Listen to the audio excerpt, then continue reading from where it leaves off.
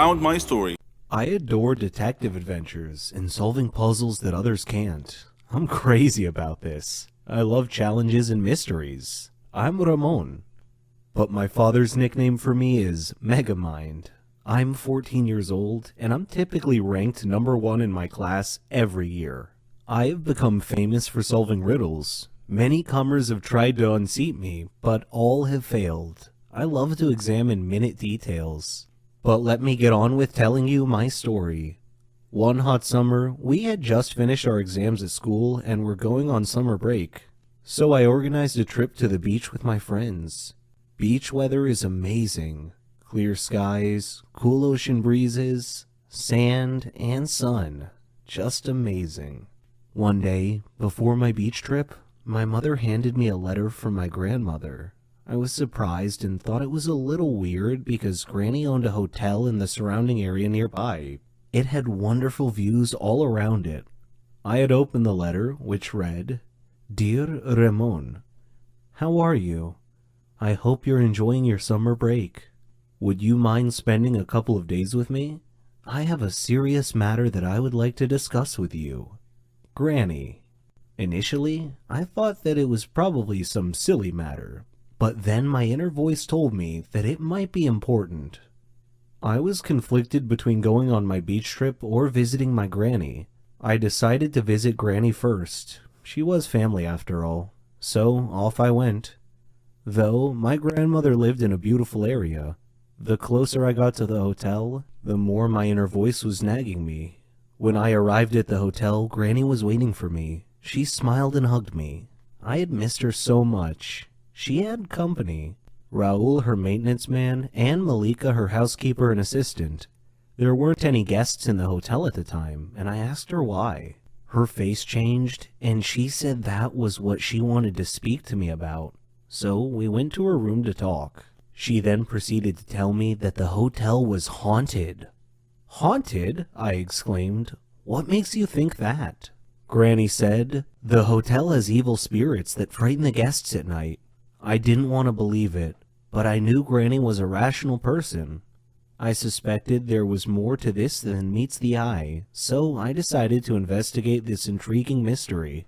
On my first night at the hotel, I waited until midnight. Then I lit a candle and walked through the halls of the hotel. There were photos on the wall, and I could hear whispering and the rustle of the leaves outside. It was a little spooky and unsettling, and made my blood run cold. Suddenly, I heard laughing on both sides of the hotel, and a shadow passed quickly in front of my eyes. Unnerved, I quickly returned to my room, where soon afterwards I heard something scratching on my door. I kept thinking to myself, I am not afraid. I am not afraid. Then the door began opening slowly. I saw a hand on the doorknob. Then the owner of the hand came into view. It was a cloaked, headless man holding a candle. I fainted. The next day, I woke up to find Granny and Malika standing beside me. Granny told me that I had been sleeping a long time. I asked what had happened, and they told me they heard me scream and came to my aid. When they found me, I was unconscious on the floor. At that moment, there was a knock on the door. It was Raul bringing me a drink. That was when I noticed something strange about Raul's face. It was emotionless. Then I glanced at his hands as I accepted the drink from him. That night, I again walked around the hotel. I found some steps at the end of a corridor that led to the basement. Down in the basement, I opened a maintenance door and found a tape recorder and a pile of clothes on a table. Suddenly, the lights went out. I was groping around in the dark and trying to find my way back when I heard the laughing again. Still, I continued stumbling ahead through the dark. I stepped on an electrical line and tore it off the wall. I returned to my room. My door opened slowly. I was hiding behind the door. I grabbed the loose electrical detonator and touched it to the doorknob. It was live, and I heard a grunt from the owner of the hand on the other side of the door as he or she was shocked. And I heard him or her fall to the floor. It took me a while to find the electrical panel, but I managed to get the lights back on. When I did, I found Raul laying unconscious on the floor next to the doorknob that I had electrified. I called Granny and Malika down to the basement. Granny asked what had happened. I replied, Granny, you really need to screen your employees better. Raul was your ghost. Granny looked shocked and asked me what made me think that. I explained that the hand on my drink today was the same hand I saw on the headless ghost that opened my hotel room door the night before. I also found tools, a tape recorder, and some ghost clothes down here in the basement. In addition, I found the earphones that had been placed around the hotel. Granny was shocked. Raul woke up about that time, and she grilled Raul. Why are you scaring all my guests away, Raul? He said, This hotel used to belong to my family, but you bought it from my grandfather. Well, I wanted it back. Please forgive me. Malika said, We have to call the police. But I said, No, wait, I have an idea. Let's renovate and reopen the hotel with a new name. The Haunted Hotel. Our advertising slogan will be, Spend a night in a haunted hotel. Raul can do his ghost thing with the whispers and the laughing. Why, he can even flicker the lights off and on at a random time once or twice a night just to give the hotel a spooky atmosphere. The idea proved to be a big hit. The haunted hotel attracted many tourists and Granny's business prospered. I had a nice holiday and still managed to fit in my trip to the beach on my summer break. Hello everyone, I'm Lauren. Did you ever wonder what it would be like to have your life completely destroyed by someone close to you? Ever thought about what you would do then? I didn't have time to think, because that's exactly what happened to me. It all started 2 years ago. I lived a quiet life with my mom and dad and my sister. I loved my family. We were always together. We were happy until that fateful day. My dad got fired from his work, a big company. He had worked there for 20 years. The only money we had then was what he had managed to save over the years. Finding a new job wasn't easy. It was a hard time for all of us, especially my dad. He was becoming desperate. At times, he just sat there, quietly, deep in thought, and I rarely saw him smile since. One late night, we were still up waiting for him when he walked through the door. But something was different. He wasn't walking straight. It was the first time in my life seeing him drunk. I decided to take matters in my own hand. I started job hunting. I was lucky enough to find something suitable at a startup company. The pay was good enough, and the more I worked, the more I earned. I was trying my best to get our life back. I was giving it all I've got. My dad started asking me for money. I was more than happy to give him what he needed. I didn't even ask what it was for. Then he started asking for more. He came late almost every night, and he was never awake in the morning. It seemed like we hadn't talked together for ages. Then, money started disappearing from my purse. I got home from work one night. It had been a long day, and I was really tired. I put my bag in my room, and I went to the kitchen to find something to eat. I made myself a sandwich, then took it back to my room.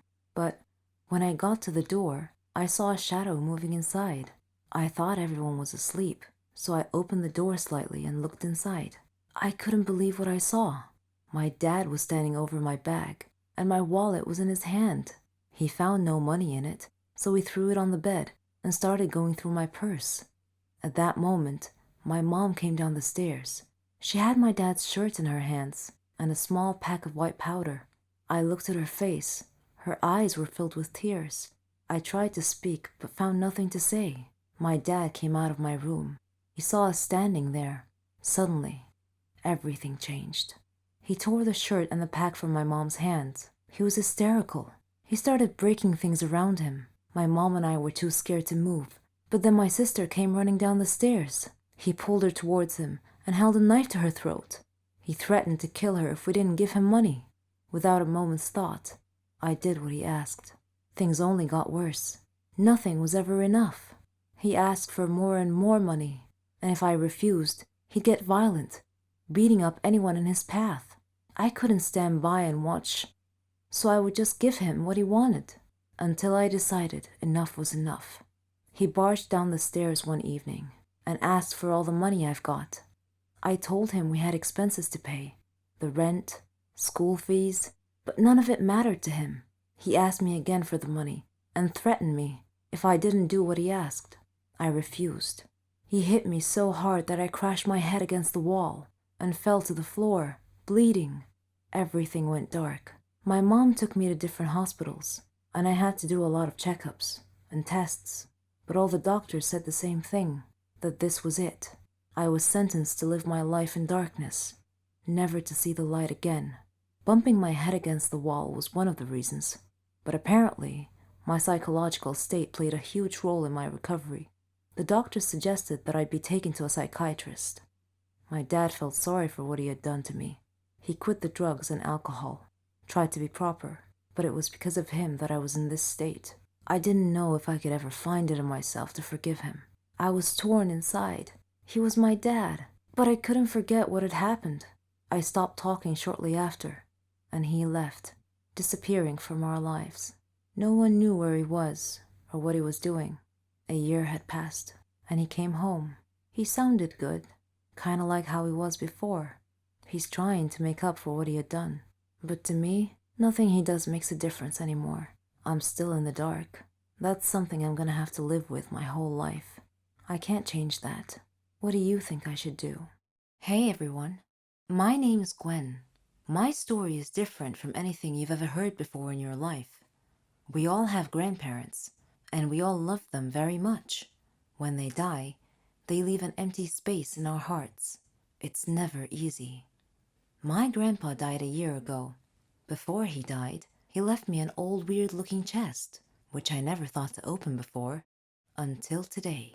I opened the chest, but all I found in it were 2 pieces of paper. One of them had only 2 words, Grandpa's house, and the other had a map drawn on it. I thought for a while, then I decided to go to my grandpa's old house and check things out. So, I went to the house. As I took out the key to open the door opened wide. There was no one else there. I was scared, but I was curious to find out more about the map. So I went in. As soon as I got inside, the door slammed shut behind me. I was shocked and scared, but I wasn't gonna back out now. The house looked so creepy and eerie, like it was abandoned for 100 years, and it felt so cold, like standing on ice.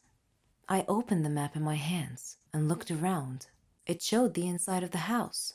I followed the path till I reached the door. When I stood in front of it, it opened slowly on its own.